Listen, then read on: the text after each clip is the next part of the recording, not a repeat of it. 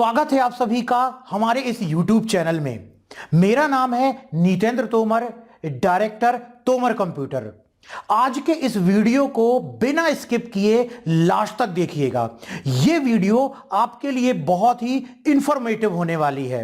और हां, यदि आप हमारे इस YouTube चैनल में नए हैं तो नीचे दी गई सब्सक्राइब बटन पर क्लिक करके हमारे इस YouTube चैनल को जरूर सब्सक्राइब कर लीजिए।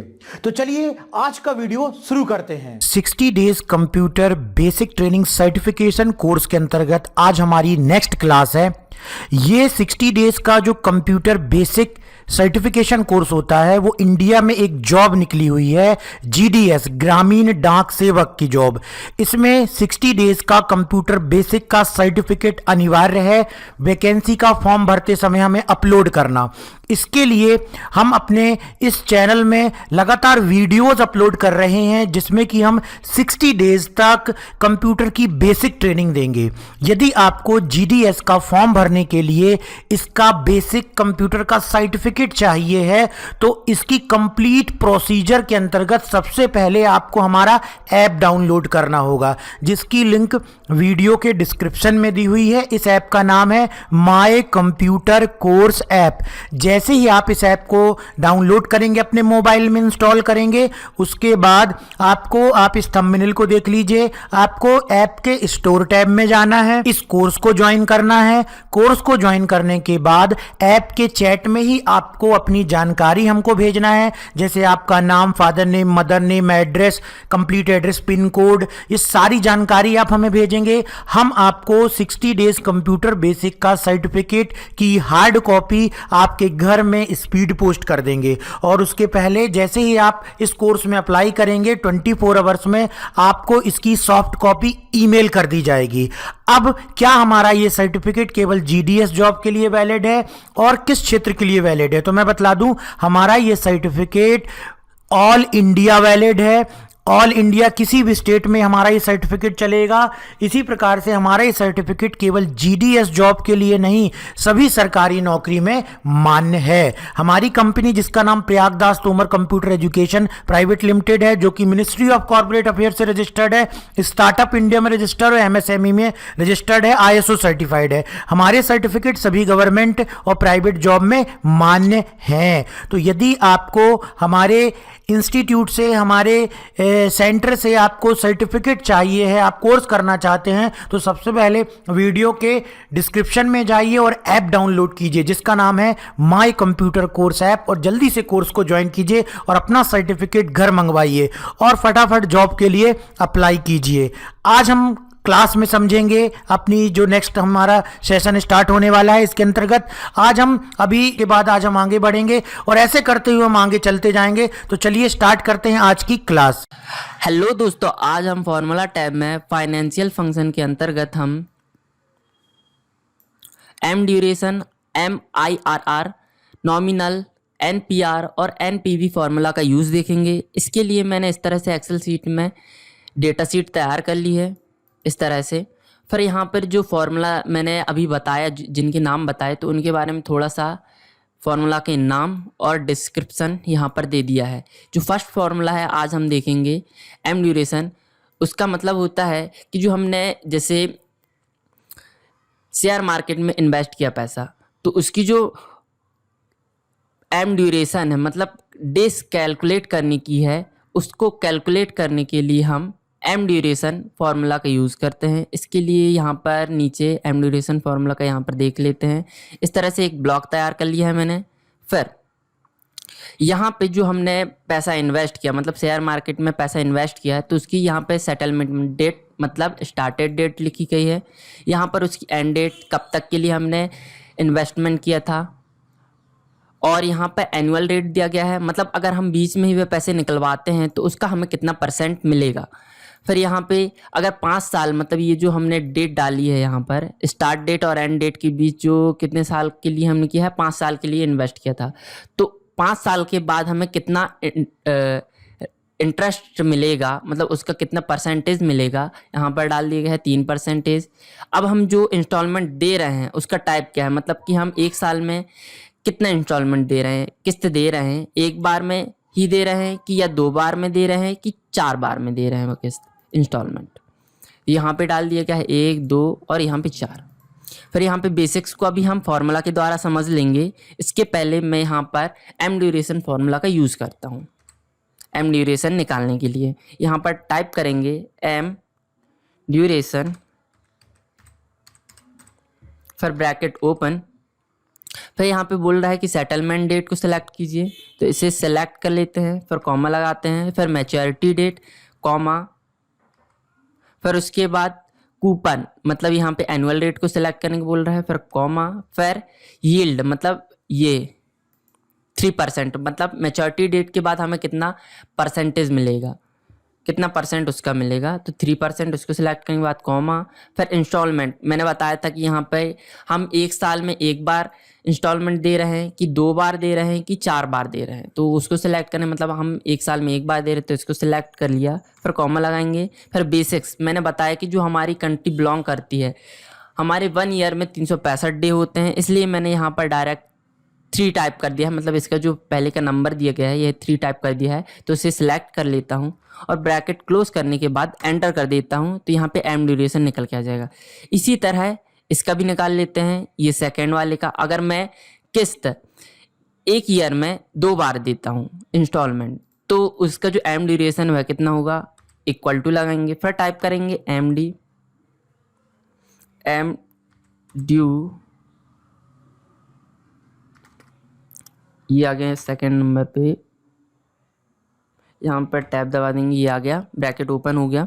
फिर यहाँ पे settlement date comma, maturity date comma, coupon comma, yield comma, frequency मतलब कितने बार इंस्टॉलमेंट दे रहे हैं 2 बार, तो उसे सेलेक्ट कर लिया, फिर कॉमा, फिर बेसिक्स 365 डे, फिर ब्रैकेट क्लोज और एंटर, तो ये आ गया। इसी तरह थर्ड वाले का भी यहाँ पर मैं नीचे फॉर्मूला कॉपी कर देता हूँ, तो ये वैल्यू आ जाएगी।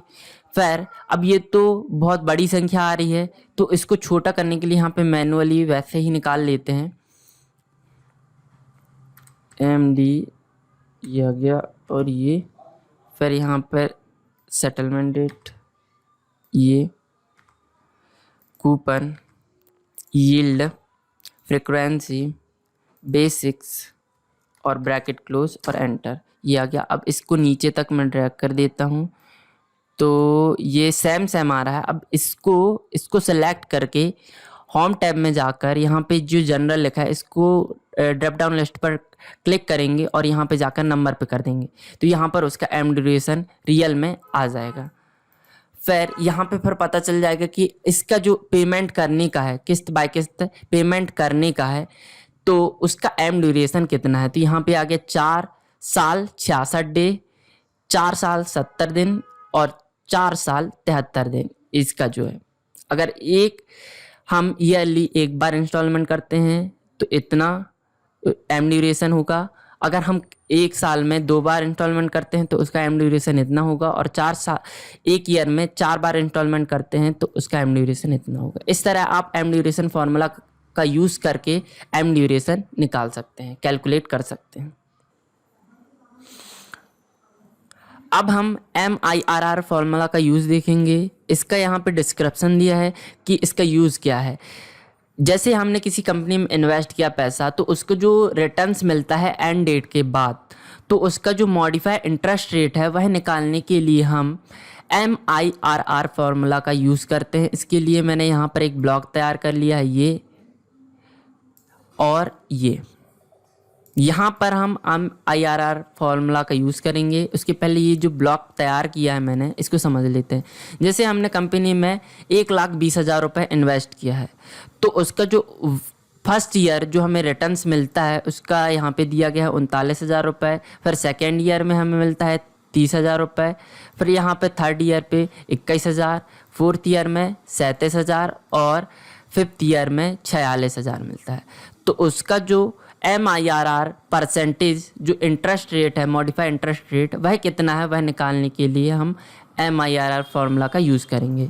इसके लिए मैंने यहाँ पे एक ब्लॉक और तैयार किया है। जो इन्वेस्ट किया है वह अमाउंट कितना है हमारा 1,20,000। फिर फाइनेंशियल रेट, जो हम एक फाइनेंस रेट होता है उसका, किसी भी कंपनी का एक फाइनेंस रेट होता है कि 1 ईयर में उसका जो फाइनेंस मतलब एक 1 मंथ का जो फाइनेंस रेट है वह यहाँ पे दिया गया है 0.1।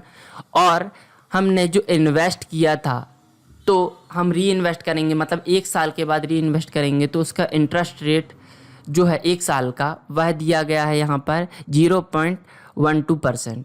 और यहाँ पर अब हम पहले MIRR फार्मूला के पहले हम IRR फार्मूला का यूज़ करेंगे। हमने इसके पहले यूज़ किया था, इसका मतलब होता है कि इंटरेस्ट रेट मतलब रिटर्न्स जो मिलता है उसका इंटरेस्ट रेट निकालने के लिए इसका यूज़ किया था हमने पहले, इसके पहले वाले वीडियो में इसका यूज़ किया था।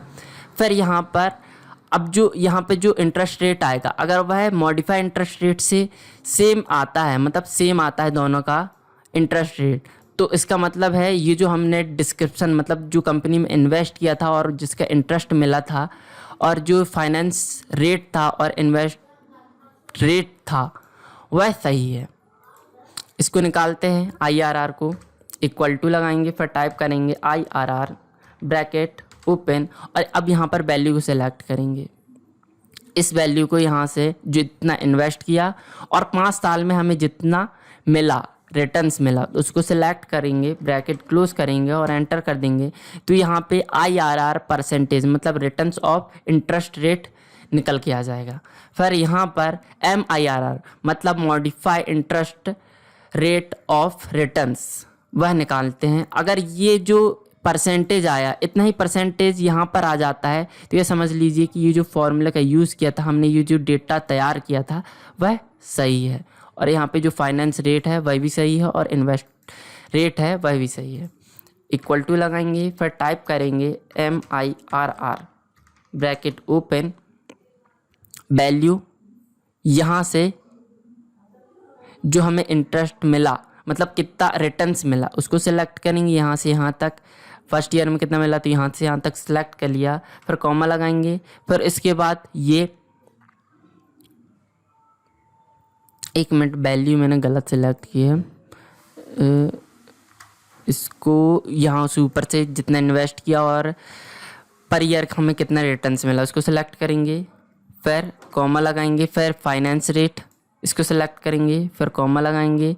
फिर इसके बाद इसे सिलेक्ट करेंगे, री इन्वेस्ट रेट है इसे सिलेक्ट करेंगे, फिर ब्रैकेट क्लोज करेंगे और एंटर करते ही अगर वह 13% आता है तो ये जो डाटा तैयार किया है वह सही है। ये आ गया, सेम आ गया ना IRR और मॉडिफाई मतलब MIRR ये दोनों सेम आ गया। मतलब इससे जो हमने MIR फार्मूला का यूज़ करके जो MIRR इंटरेस्ट रेट निकाला है वह सही है।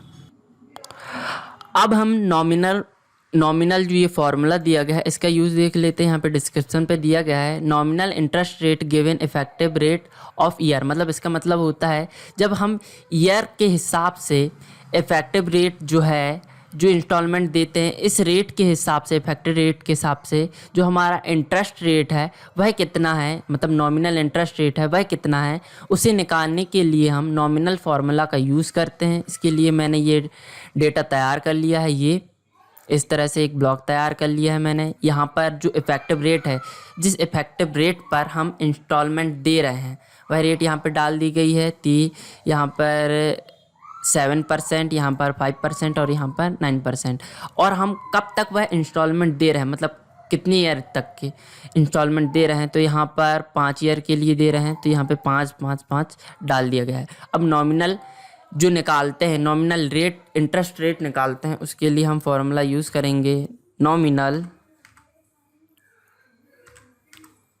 नल फिर ब्रैकेट ओपन फिर effective rate comma number of year, मतलब ये ईयर को सिलेक्ट करेंगे फिर ब्रैकेट क्लोज करके एंटर कर देंगे तो यहाँ पे नॉमिनल आ जाएगा। फिर यहाँ पे ये फंक्शन के तौर पर आ रहा है। अभी इसी तरह ये सेकंड वाला भी निकाल लेते हैं। इसके लिए मैं इसको नीचे तक ड्रैग कर देता हूँ तो ये फंक्शन के तौर पर आ गया। अब इसे परसेंटेज में कैसे चेंज करेंगे तो एक बार यहाँ पे मैनुअली निकाल लेते हैं। जैसे हमने निकाला था नॉमिनल ब्रैकेट ओपन फिर effective rate comma number of per year bracket close और एंटर, ये सेम ही आएगा फंक्शन के तौर पर इसे नीचे तक ड्रैग कर दिया है। अब इसको परसेंटेज में चेंज करने के लिए यहाँ पे होम टैब में जनरल की जगह हम यहाँ पे परसेंटेज सिलेक्ट कर देंगे, तो यहाँ पे हमारा नॉमिनल इंटरेस्ट रेट निकल कर आ जाएगा। इस तरह से आप नॉमिनल फार्मूला का यूज़ करके नॉमिनल इंटरेस्ट रेट निकाल सकते हैं। ये